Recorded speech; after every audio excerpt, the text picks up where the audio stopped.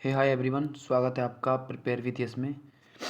आज हम पढ़ने जा रहे हैं एसएससी जीडी वाली जो जीएस वाली बुक है उसका पार्ट थर्ड 101 से अब पढ़ेंगे। आज हम पढ़ेंगे 150 क्वेश्चन तक, ठीक है।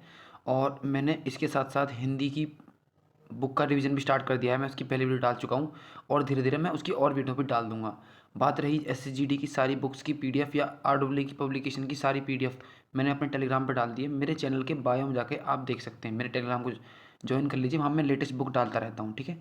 बिना टाइम गवाते हुए बढ़ते हैं क्लास की ओर। और दिमाग को एक बात रखनी है, बस 23 फरवरी को हमारा एग्ज़ाम है और उससे पहले हमें सब कुछ ख़त्म करना है, ठीक है। चलिए बढ़ते हैं क्वेश्चन नंबर 101 की ओर, ठीक है। मौर्य शासक अशोक की मृत्यु कब हुई थी? कब हुई थी? 232 ईसा पूर्व में हुई, ठीक है। कब हुई थी इसकी? 232 ईसा पूर्व में हुई थी। आई होप यहाँ तक चीज क्लियर होंगी। बहुत इजी सा क्वेश्चन। नेक्स्ट, मौर्य साम्राज्य के किस सम्राट ने युद्ध जीतने के बाद विजय का त्याग कर दिया था? ये कौन था? ये अशोक था, ठीक है। क्या इसने जो कलिंग का युद्ध किया था उसको उसने इतना नरसंहार मचा दिया था कि उसको देख के ही विचलित हो उठा था। फिर उसके बाद इसने युद्ध की नीति को त्याग कर दिया था, ठीक है। क्या हुआ था? कौन से युद्ध से इसने त्याग किया था? कलिंग युद्ध से, कलिंग के युद्ध से, ठीक है। आई होप यहाँ तक चीज़ क्लियर होगी होंगी। नेक्स्ट बढ़ते हैं क्वेश्चन नंबर 103 पे। निम्नलिखित यूनानी शासकों में से किसने मेगस्थनीज को चंद्रगुप्त मौर्य के दरबार में भेजा था? तो किसने भेजा था उसे? सेल्यूकस निकेटर ने भेजा था। किसने? सेल्यूकस निकेटर ने भेजा था। चलिए इसकी कुछ डिटेल पढ़ लेते हैं।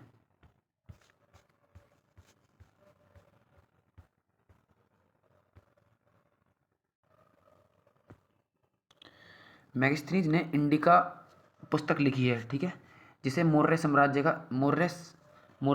की इतिहास का पता चलता है। मौर्य साम्राज्य का इतिहास किस बुक किस किताब से पता चलता है? इंडिका पुस्तक से, ठीक है। और किसने लिखी है? मेगस्थनीज ने लिखी है। चंद्रगुप्त मौर्य ने सेल्यूकस निकेटर यानी यूनानी शासक को पराजित किया था, ठीक है। किसको पराजित किया था? सेल्यूकस निकेटर को। फिर अपना दूत मेगस्थनीज को भेजा था, ठीक है। सेल्यूकस निकेटर ने अपने राजदूत मेगस्थनीज को चंद्रगुप्त मौर्य के दरबार में भेजा था, ठीक है, पराजित होने के बाद। आई होप यहाँ तक चीज क्लियर होगी। Next question number 104। मौर्य राजधानी पाटलिपुत्र की यात्रा करने वाला यूनानी दूत निम्नलिखित में से कौन था जिसका वृत्तांत मौर्य काल का एक प्रमुख स्रोत था? तो कौन था? मेगस्थनीज था। कौन था? एक मेगस्थनीज था, ठीक है। सेल्यूकस निकेटर ने भेजा था, ठीक है। आई होप यहाँ तक चीज़। अब एक्स्ट्रा इंफॉर्मेशन पढ़ लेते हैं। मेगस्थनीज ने अपने भारत प्रवास के दौरान इंडिका नामक ग्रंथ लिखा। क्या इंडिका किसने लिखी है? मेगस्थनीज ने। याद रखनी है, ठीक है। एक किताब यहाँ से आप कन्फर्म होगी, ठीक है। मेगस्थनीज ने भारतीय समाज को 7 जातियों में विभाजित किया गया था: दार्शनिक, किसान, अहीर, शिल्पकार शिल्पीकार एवं कारीगर, सैनिक और निरीक्षक और सभासद। क्या? सभासद, ठीक है। कौन कौन से? दार्शनिक थे, किसान थे, अहीर थे, शिल्पीकार एवं कारीगर, सैनिक और निरीक्षक और सभासद, ठीक है। आई होप यहाँ तक किसी के लोग होंगे। नेक्स्ट बढ़ते हैं क्वेश्चन नंबर 105। किस यूनानी राजदूत ने चंद्रगुप्त मौर्य के दरबार की अपनी यात्रा के दौरान अपने अवलोकन को लिपिबद्ध किया था? किसने? मैगस्थनीज ने ही तो लिपिबद्ध किया था, ठीक है। मतलब उसने लिखा था अपनी यात्रा कि उसने कैसा एक्सपीरियंस किया वहाँ पर। यूनानी शासक सेल्यूकस निकेटर ने अपने राजदूत मेगस्थनीज को चंद्रगुप्त मौर्य के दरबार में भेजा था। मेगस्थनीज ने मौर्य दरबार में काफ़ी समय बिताया था, ठीक है। जो मेगस्थनीज था ये काफ़ी समय तक रहा था मौर्य सम्राट, ठीक है। आई होप यहाँ तक सीख लोगे। क्वेश्चन नंबर 106 की ओर बढ़ते हैं। भारत में शुंग वंश के शासक कौन थे? शुंग वंश के कौन थे? पुष्यमित्र थे। पुष्यमित्र थे, ठीक है। शुंग वंश शासक कौन थे? पुष्यमित्र थे, ठीक है। अब शुंग वंश से कुछ रिलेटेड इंपॉर्टेंट बात। शुंग वंश से संबंधित महत्वपूर्ण तथ्य। शुंग वंश का संस्थापक पुष्यमित्र शुंग थे, ठीक है। शुंग वंश का अंतिम शासक कौन था? देवभूति था, देवभूति था। और शुंग वंश का शासनकाल पूछ लिया जाता है 185 से 175, ठीक है। 185 से 175 ईसा पूर्व। आई होप यहाँ तक चीज़ें क्लियर होंगी। क्लास में 4 चीज़ याद होती रही होंगी आपको। क्वेश्चन नंबर 107 की ओर बढ़ते हैं। अंतिम शुंग शासक की हत्या करके उसके मंत्री ने किस शताब्दी में की थी? मतलब अंतिम शुंग शासक की हत्या उसके मंत्री ने किस शताब्दी में की थी? तो पहली शताब्दी में की थी। हत्या कब की थी? पहली शताब्दी में कर दी थी, ठीक है। शुंग वंश का अंतिम शासक देवभूति था, हम पढ़ चुके हैं, ठीक है। इसकी हत्या लगभग 75 ईसा पूर्व में, ठीक है, क्योंकि इसका शासनकाल 185 से 75 है, तो लास्ट कब तक रहा होगा? 75 ईसा पूर्व तक रहा होगा, ठीक है। यानी पहली शताब्दी में कर दी गई थी। आई होप यहाँ तक चीज़ के लोग होंगी। नेक्स्ट बढ़ते हैं, एक्सप्लेनेशन और है शायद इसकी। मैं इसके मंत्री वासुदेव ने की थी। किसने की थी? वासुदेव ने की थी, ठीक है। और मगध पर एक राजवंश कर्ण वंश की स्थापना की थी। किसने? वासुदेव ने। उसको मार के वासुदेव ने अब कर्ण वंश की स्थापना कर दी थी मगध पे, ठीक है। शुंग वंश का संस्थापक पुष्यमित्र शुंग था। ये तो हम पढ़ चुके हैं अभी। आई होप यहाँ तक चीज क्लियर लगी होंगी। Next question number 108। कौन सा राजवंश मौर्य साम्राज्य का उत्तराधिकारी बना? कौन सा राजवंश मौर्य साम्राज्य का? तो शुंग वंश, ठीक है। पुष्यमित्र शुंग ने स्थापना की थी। और टाइमिंग क्या थी? 185 से 75 ईसा पूर्व, ठीक है। ठीक है। पुष्यमित्र शुंग ने 185 ईसा पूर्व में अंतिम मौर्य सम्राट बृहद्रथ की हत्या करके शुंग वंश की स्थापना की थी। किसकी? बृहद्रथ की हत्या की थी, ठीक है। तो मतलब मौर्य काल का जो अंतिम शासक था कौन था? बृहद्रथ था, ठीक है। आई होप यहाँ तक चीज़ क्लियर होगी।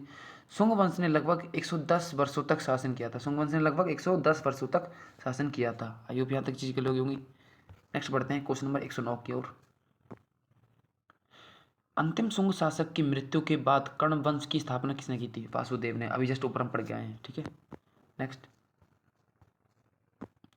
शुंग वंश के अंतिम शासक देवभूति की हत्या लगभग 75 ईसा पूर्व में इसके मंत्री वासुदेव ने की थी और कर्ण वंश की नींव डाली थी, ठीक है। कण्वों ने लगभग 45 वर्ष तक शासन किया। कितना? 45 वर्ष तक शासन किया। कर्ण वंश के अंतर्गत केवल 4 शासक हुए: वासुदेव, भूमिमित्र, नारायण और सुशर्मन, ठीक है। वासुदेव, भूमिमित्र और नारायण और सुशर्मन। आई होप यहाँ तक चीज़ क्लियर होगी होंगी। नेक्स्ट बढ़ते हैं क्वेश्चन नंबर 110 की ओर। निम्नलिखित में से किसने 332 ईसा पूर्व में मौर्य साम्राज्य की स्थापना की थी? किसने की? चंद्रगुप्त मौर्य ने की थी। आई होप यहाँ तक चीज़ क्लियर होगी।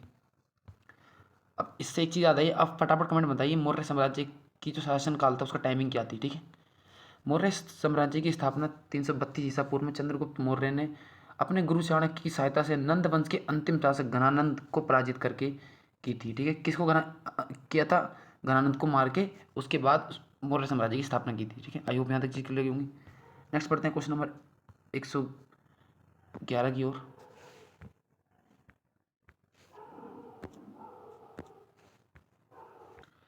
Question number 111। भारत में सातवाहन वंश का संस्थापक निम्नलिखित में से कौन था? तो सातवाहन से सिमुक, सात से सातवाहन, सात से सिमुक, सात से सातवाहन, सात से सिमुक। आई होप यहाँ तक चीज़ क्लियर होगी। सातवाहन, सात से सिमुक। नेक्स्ट पढ़ते हैं। सातवाहन वंश का संस्थापक सिमुक था। सातवाहन वंश की राजधानी पैठान यानी प्रतिष्ठान थी। सातवाहन वंश की राजकीय भाषा प्राकृत थी। क्या थी? तीनों पॉइंट इंपॉर्टेंट है। स्थापना किसने की थी? सिमुक ने। और राजधानी कहाँ थी? पैठान या फिर प्रतिष्ठान। और भाषा क्या थी? प्राकृत भाषा थी। आई होप यहाँ तक चीज़ क्लियर होगी। नेक्स्ट पढ़ते हैं क्वेश्चन नंबर 112 की ओर। सातवाहन डैश भारत में एक शक्तिशाली राजवंश था। तो दक्षिण भारत में था, दक्षिण में, ठीक है। सातवाहन वंश दक्षिण में एक शक्तिशाली राजवंश था, ठीक है। सातवाहन वंश से संबंधित कुछ महत्वपूर्ण संस्थापक सिमुक थे। सातवाहन वंश का प्रथम यशस्वी शासक कौन था? सातकर्णी प्रथम था। यशस्वी मतलब जोशीला। कौन था? कौन था? जोशीला, जो जिसने कुछ चेंज किया हो तो कौन था? वो सातकर्णी प्रथम था। लेकिन ये वो महान शासक नहीं था। इसके बाद महान शासक हमको देखने मिलता है। सबसे महान शासक था गोमती पुत्र सातकर्णी। कौन था? गोमती पुत्र सातकर्णी था, ठीक है। सबसे महान, ठीक है। और यशस्वी था सातकर्णी प्रथम, ठीक है। आई होप यहाँ तक चीज़ क्लियर होगी। सातवाहन वंश शासित मुख्य क्षेत्र महाराष्ट्र, आंध्र प्रदेश एवं कर्नाटक यानी दक्षिण भारत के क्षेत्र में था। कहाँ तक ये फैले हुए थे? ये महाराष्ट्र में, आंध्र प्रदेश में एवं कर्नाटक में। आई होप यहाँ तक चीज़ क्लियर होगी। नेक्स्ट बढ़ते हैं क्वेश्चन नंबर 113 की ओर। भारतीय स्रोतों में किस ईरानी मूल के समूह को शक पहलव के नाम से जाना जाता है? पार्थियन को जाना जाता है। किसको? पार्थियन को जाना जाता है। आई होप यहाँ तक चीज़ के लोगों में। नेक्स्ट एक्सप्लेनेशन पढ़ते हैं, फिर हमको चीज़ें बहुत समझ आएंगी। पार्थियन लोगों का मूल निवास ईरान था, ठीक है। पश्चिमोत्तर भारत में शकों के आधिपत्य के बाद पार्थियन लोगों ने आधिपत्य हुआ, ठीक है। पार्थियन लोगों का आधिपत्य हुआ, ठीक है। भारत में पार्थियन साम्राज्य का वास्तविक संस्थापक मिथ्रेडेट्स प्रथम 171 से 130 ईसा पूर्व था, ठीक है। कौन था? मिथ्रेडेट्स प्रथम था, 171 से 130 ईसा पूर्व था, ठीक है। इंपॉर्टेंट मार्क करेंगे, फैक्चुअल डाटा याद करना पड़ेगा आपको। नेक्स्ट बढ़ते हैं 114 की ओर। पहली शताब्दी ईसा पूर्व में उत्तर पश्चिम भारत में तक्षशिला के आसपास किस समूह के लोग बस गए? तो कौन थे वो? कुषाण बसे थे, ठीक है, कुषाण बसे तक्षशिला के आसपास। अब एक्सप्लेन पढ़ के हमको ज़्यादा चीज़ क्लियर हो जाएंगी। भारत में कुषाण वंश का संस्थापक कुजुल कुटफिशिस था। कौन था? कुजुल कुटफिशिस था, ठीक है।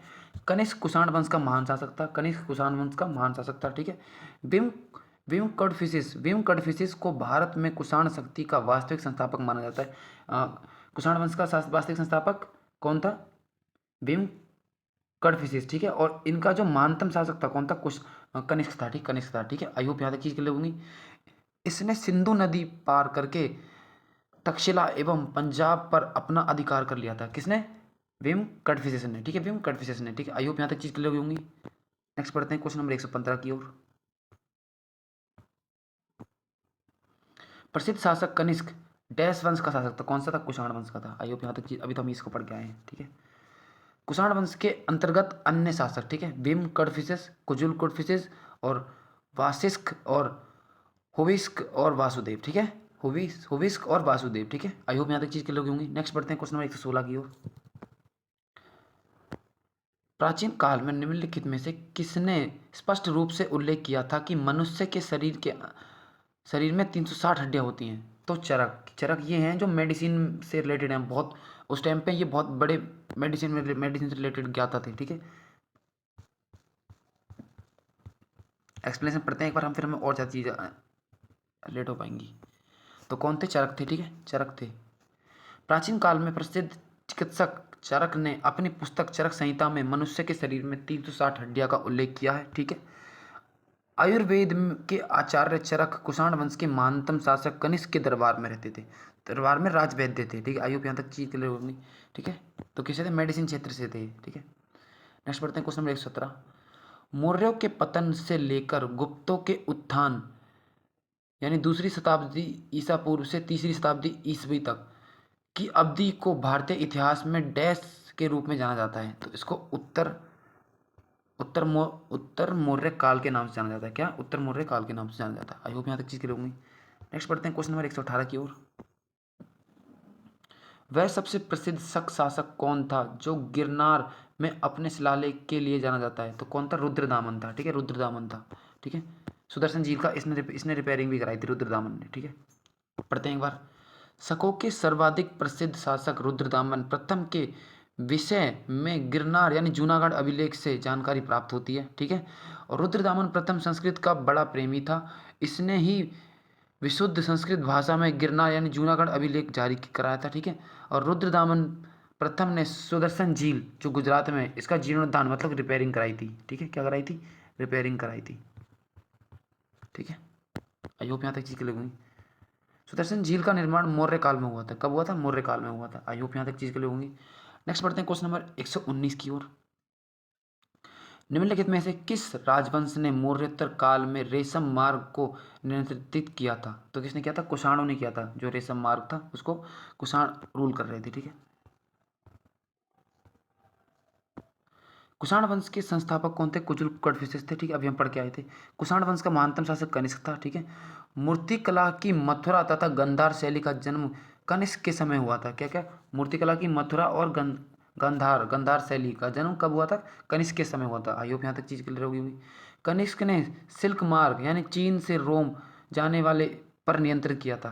कहाँ से? जो चीन से रोम का रास्ता जाता था वहां पर नियंत्रित किया था अपना, ठीक है। आई होप यहाँ तक चीज क्लियर होगी। बढ़ते हैं क्वेश्चन नंबर 120 की ओर। मौर्योत्तर काल में डैश वे पुरुष और महिलाएं थे जिनके पास जमीनें नहीं होती थी। तो दास कर्मकार होते थे, कर्मकार होते थे, ठीक है, दास कर्मकार होते थे। आई होप यहाँ तक चीज के लोग होंगी। पढ़ते हैं इसके एक्सप्लेनेशन की ओर।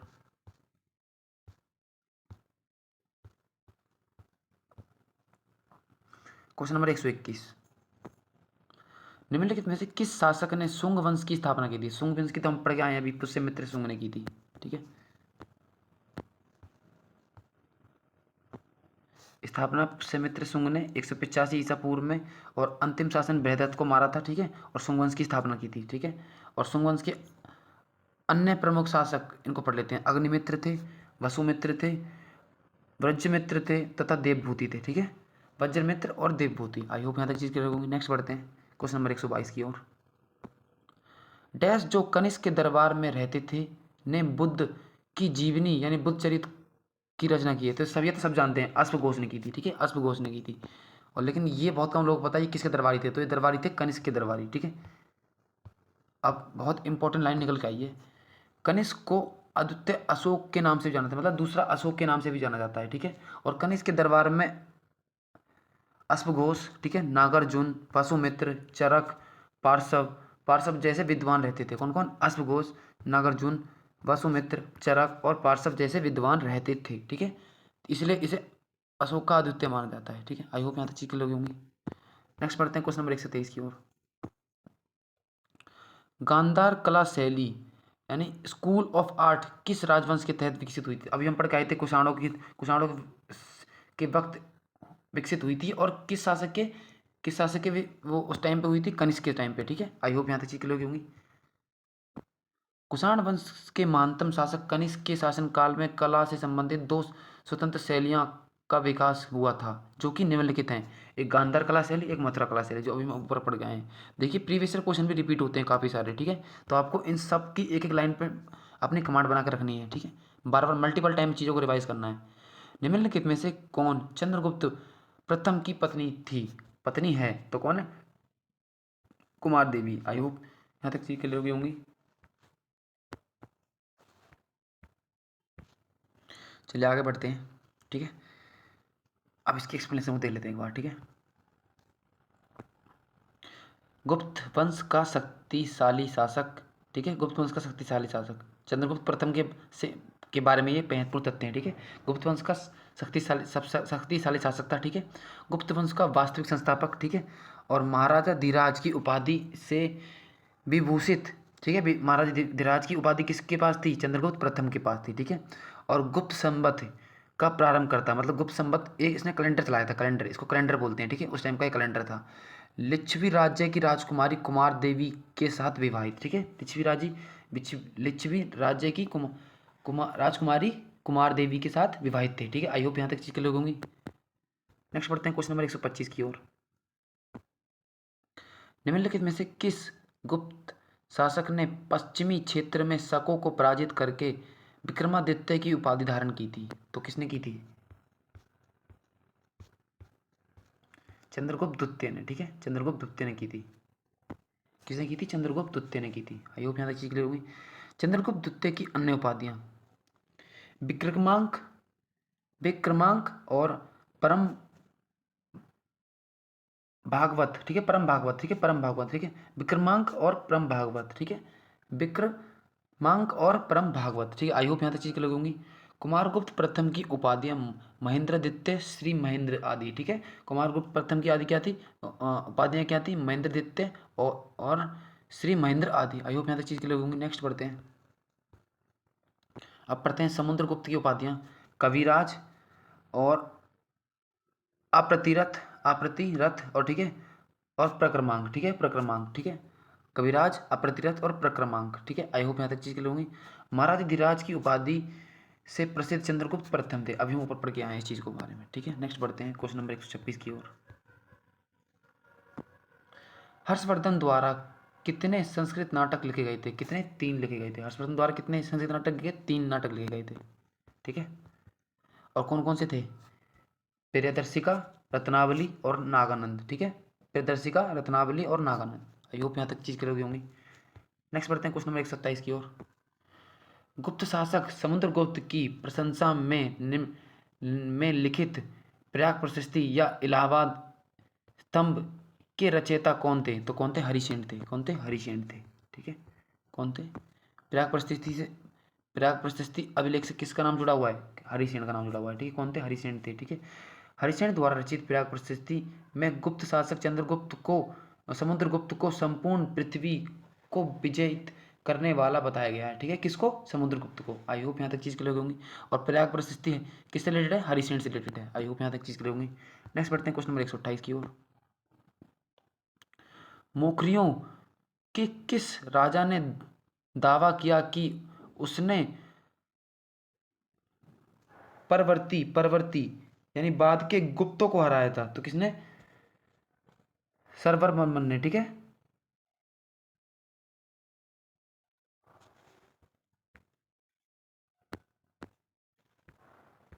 तो किसने किया था? शरभवर्मन ने। ठीक है, आई होप यहाँ तक चीज क्लियर होंगी। नेक्स्ट बढ़ते हैं हम। मुखरी वंश के प्रमुख शासक, ठीक है, आदित्य वर्मन, ईश्वर वर्मन, ग्रह वर्मन, ईशान वर्मन, अवंती वर्मन और सरवर्मन। ठीक है, सरवर्मन। आई होप यहाँ तक चीज क्लियर होंगी। मुखरी वंश के प्रमुख शासक हैं। ठीक है, नेक्स्ट। परवर्ती गुप्तों की जानकारी के मुख्य स्रोत अपसड़ अपसड़ का लेख, देवबरनाक यानी शाहबाद आरा बिहार का लेख। आई होप यहाँ तक चीज क्लियर होंगी। नेक्स्ट बढ़ते हैं।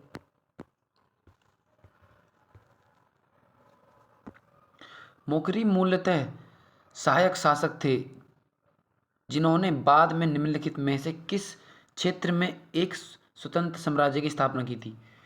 पश्चिमी गंगा मैदान में। ठीक है, पश्चिमी गंगा मैदान की तरफ। ठीक है, आई होप यहाँ तक चीज क्लियर होंगी। नेक्स्ट बढ़ते हैं।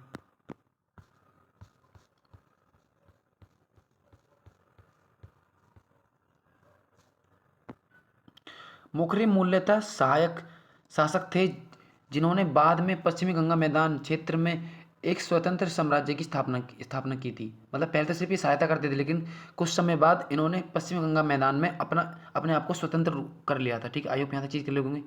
नेक्स्ट बढ़ते हैं क्वेश्चन नंबर 130 की ओर।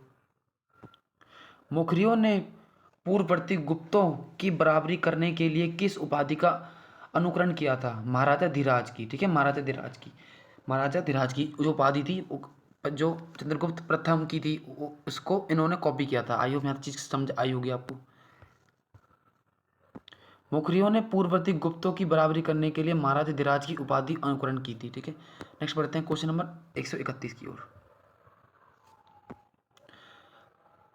हर्षवर्धन ने नर्मदा नदी पार करके दक्कन की ओर बढ़ने की कोशिश की, तब चालुक्य नरेश डैश ने उन्हें रोक लिया था। तो किसने रोका था? चालुक्य नरेश पुलकेशिन द्वितीय ने। ठीक है, पुलकेशिन द्वितीय ने। और कौन सी नदी पे? नर्मदा नदी पे। चालुक्य वंश के प्रतापी शासक पुलकेशिन द्वितीय ने हर्षवर्धन को नर्मदा नदी के तट पर पराजित किया। इसका उल्लेख ऐहोल अभिलेख में है। ठीक है, इसका उल्लेख कहाँ मिलता है? ऐहोल अभिलेख में मिलता है। और कहाँ किया था? नर्मदा नदी पर। और पराजित किसने किया था? पुलकेशिन द्वितीय ने। ठीक है, किसको? हर्षवर्धन को। ऐसे ही की पॉइंट बनाए जाते हैं और इनको ऐसे ही याद किया जाता है। ठीक है, नेक्स्ट बढ़ते हैं क्वेश्चन नंबर 132 की ओर। नालंदा विश्वविद्यालय की स्थापना डैश द्वारा 5वीं सदी में की गई थी? कुमारगुप्त के द्वारा। ठीक है, कुमारगुप्त के द्वारा, जिसको बख्तियार खिलजी बाद में जला देता है।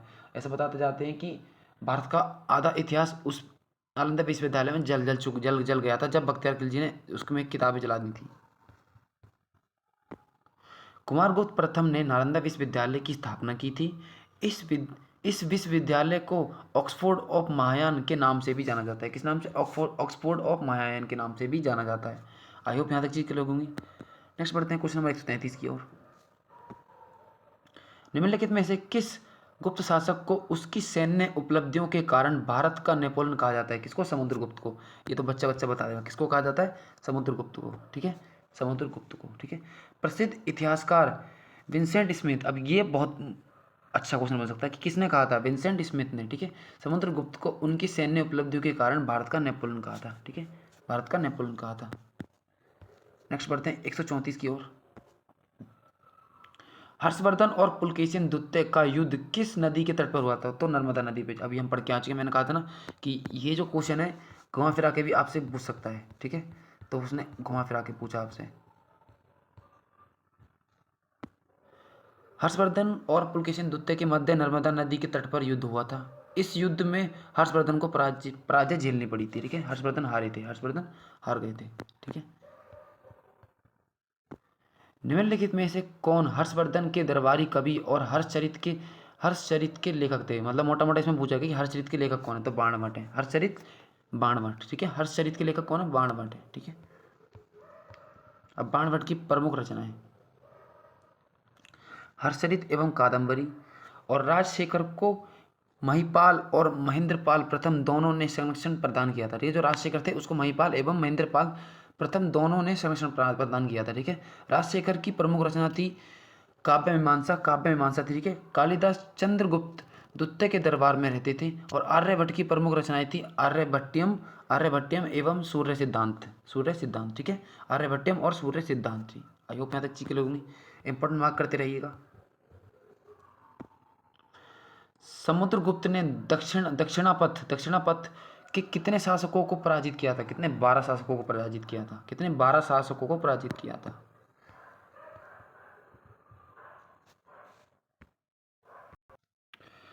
समुद्रगुप्त ने दक्षिणापथ की विजय के लिए तीन नीतियां अपनाई थी। ठीक है, कितनी नीतियां अपनाई थी? 3 नीतियां अपनाई थी। ठीक है, समुद्रगुप्त चंद्रगुप्त प्रथम का उत्तराधिकारी था। किसका? चंद्रगुप्त प्रथम का उत्तराधिकारी था। ठीक है, समुद्रगुप्त का दरबारी कवि हरिसेन थे। कौन थे? हरिसेन थे। ठीक है, और समुद्रगुप्त को उसके सिक्कों पर बीणा बजाते हुए दिखाया गया। क्या बजाते हुए आज दिखाया गया? सिक्के पर बीणा बजाते हुए दिखाया गया। क्या बजाते हुए? बीणा बजाते हुए। ठीक है, इंपॉर्टेंट मार्क करेंगे। इलाहाबाद में अशोक स्तंभ पर किसकी प्रशस्ति की खुदाई की गई है? किसकी प्रशस्ति की खुदाई की गई है? समुद्रगुप्त की। ठीक है, इलाहाबाद में किसकी? समुद्रगुप्त की। ठीक है, समुद्रगुप्त के दरबारी कवि हरिसेन द्वारा रचित प्रयाग प्रशस्ति, इलाहाबाद प्रशस्ति, स्तंभ लेख के सप्त श्लोक में समुद्रगुप्त के विजय अभियानों का उल्लेख किया गया है। कौन से सप्त श्लोक? यानी 7वें श्लोक में समुद्रगुप्त के विजय अभियानों का उल्लेख किया गया है। यहाँ तक चीज क्लियर होगी। नेक्स्ट बढ़ते हैं क्वेश्चन नंबर 138 की ओर। डैश ने हर्षवर्धन के दरबार में बहुत समय बिताया और उन्होंने जो कुछ देखा उसका विस्तृत विवरण किया। हिनसांग ने। किसने? हिनसांग ने। ये बाहरी यात्री था एक। ठीक है, चीनी यात्री था। ठीक है, चीनी यात्री हिनसांग ने अपना ग्रंथ सीयू की। ठीक है, सीयू की नाम से लिखी थी। क्या था? सीयू की नाम से लिखी थी। सीयू की नाम से लिखी थी। आई यहाँ तक चीज क्लियर होगी। नेक्स्ट,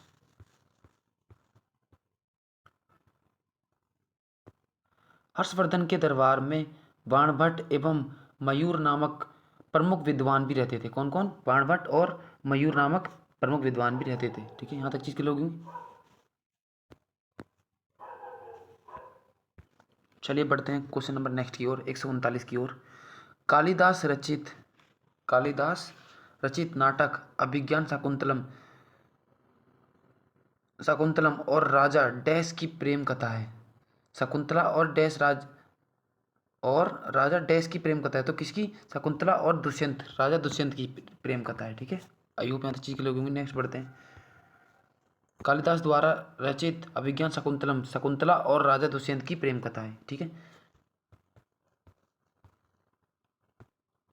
डैश साम्राज्य के शासनकाल को भारतीय सभ्यता का स्वर्ण युग कहा जाता है। कौन से? गुप्ता टाइम पीरियड को। ठीक है, गुप्ता टाइम पीरियड को भारतीय सभ्यता का स्वर्ण युग कहा जाता है। ठीक है, गुप्त साम्राज्य का शासनकाल कला एवं साहित्य की दृष्टि से भारतीय सभ्यता का स्वर्ण काल कहा जाता है। ठीक है, किसकी दृष्टि से? किसी दृष्टि से? कला और साहित्य की। ठीक है, कला और साहित्य की। ठीक, आर्ट एंड लिटरेचर की साइड से। ठीक है, क्वेश्चन नंबर 141। निम्नलिखित में से कौन सा शब्द भारत में मंदिर स्थापत्य कला से संबंधित नहीं है? ठीक है, द्रविड़ भी होती है, बेसर भी होती है और नागर भी होती है। ठीक है, और लेकिन ऊर्ध्वाधर। ठीक है, उधर वका। ठीक है, ऊर्ध्वाधर का नहीं होती। ठीक है, ऊर्ध्वाधर का नहीं होती। ठीक है, भारत में 3 ही पाई जाती हैं। ठीक है, द्रविड़, नागर और बेसर। ठीक है, द्रविड़, नागर और बेसर। द्रविड़ पाई जाती है दक्षिण भारत में, नागर उत्तर भारत में, और जो इन दोनों से मिलकर बनाई जाती है, इन दोनों क्लास से मिलकर जो मंदिर बनते हैं उनको बेसर कहा जाता है। ठीक है, छोटा सा पॉइंट था, याद कर लेंगे। निम्नलिखित में से किस भारतीय शहर का संबंध संगम साहित्य से है? किससे? संगम साहित्य से। कौन है? मदुरई का। ठीक है, मदुरई का। ठीक है, मदुरई का है। संगम साहित्य को पढ़ते हैं एक बार। प्राचीन संगम काल में जिन संगम ग्रंथों की रचनाएं हुई उनको संगम साहित्य कहा जाता है। पांड्य राजाओं के संरक्षण में कुल 3 संगम आयोजित हुए थे। कौन कौन से? एक बार देख लेते हैं। प्रथम संगम अगस्त्य ऋषि की अध्यक्षता में मदुरई में। ठीक है, द्वितीय हुए थे अगस्त्य ऋषि की अध्यक्षता में कपाटपुरम में। ठीक है, और तीसरे हुए थे नक्की नक्कीरर, ठीक है, नक्कीरर की अध्यक्षता में मदुरई में हुआ था। तीसरे, नक नक्कीरर की अध्यक्षता में मदुरई में। आई होप यहाँ तक चीज क्लियर होगी। क्वेश्चन नंबर 143 को पढ़ते हैं। संगम काल के दौरान तमिल क्षेत्र में भूमिहीन मजदूरों, जिनमें दास भी शामिल होते थे, को डैश के रूप में जाना जाता है। किसके रूप में जाना जाता है? डैश के रूप में।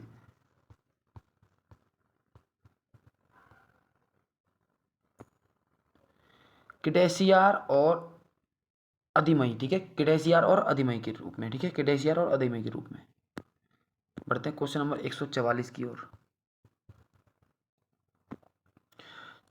चोल अभिलेखों के अनुसार विद्यालयों के रख रखाव के लिए भूमि को क्या कहा जाता था? तो शाला भोग कहा जाता था, ठीक है, शाला भोग। जो विद्यालयों के रख रखाव के लिए भूमि मिलती थी उसको बोलते थे शाला भोग, ठीक है। अब कुछ भूमि है जो उनको नाम पढ़ लेते हैं एक बार, ठीक है। तो बेलन बगई यानी गैर ब्राह्मणों किसान स्वामी की भूमि, ठीक है, गैर ब्राह्मणों और किसान स्वामी की भूमि होती थी, ठीक है, बेलन बगई, ठीक है। और भ्रादेई होती थी ब्राह्मणों को दी गई भूमि, ठीक है, नाम से पता चल रहा है, ठीक है। और शालाभोग शैक्षणिक परियोजनाओं के लिए दी गई भूमि, अभी हम इसे पढ़ चुके हैं। और देवदान होता था, देव मतलब भगवान, यानी मंदिरों के लिए दान दी गई भूमि, ठीक है, मंदिरों के लिए भूमि। आई होप यहाँ तक चीज क्लियर होगी। नेक्स्ट बढ़ते हैं क्वेश्चन नंबर 145 की ओर। चोल काल के दौरान मोवेंद्र वेलन और अरैयार डैश की उपाधि थी।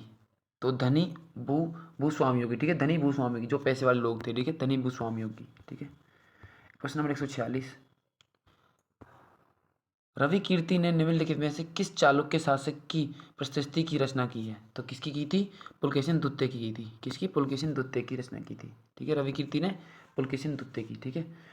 और ऐहोल अभिलेख में भी, ठीक है, रवि कीर्ति का संबंध ऐहोल अभिलेख से भी है। और यह चालुक्य वंश के राजा पुलकेशिन द्वितीय का दरबारी कवि था, ठीक है। तो इनकी इनकी करिए, ठीक है। प्रश्न नंबर 147।